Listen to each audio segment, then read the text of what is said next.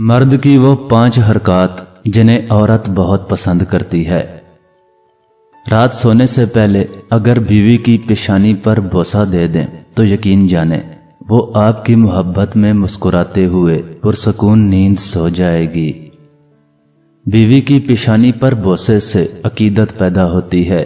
بیوی اندر تک خود میں سکون اور اطمینان محسوس کرتی ہے، خود کو بے خوف محسوس کرتی ہے، خود کو محفوظ ہاتھوں میں محسوس کرتی ہے، خود کو امیر ترین عورت محسوس کرتی ہے۔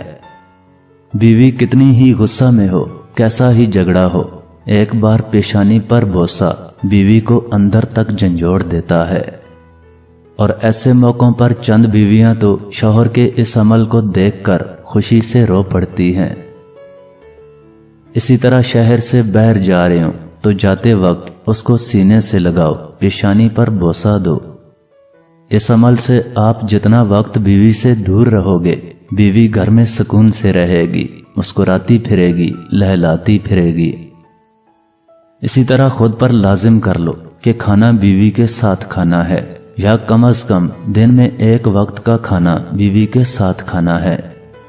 اگر یہ عمل شروع کریں گے تو یقین جانیں ایک وقت آئے گا کہ اگر آپ کہیں مصروف ہیں تو آپ کی بیوی بھوکی سو جائے گی، لیکن آپ کے بغیر ایک نوالا پیٹ میں نہیں ڈالے گی۔ اور یہ میاں بیوی کے درمیان محبت کی ایک خوبصورت مثال ہے۔ کھانا کھاتے وقت ہاتھ سے 2 نوالے بیوی کو کھلا دیں۔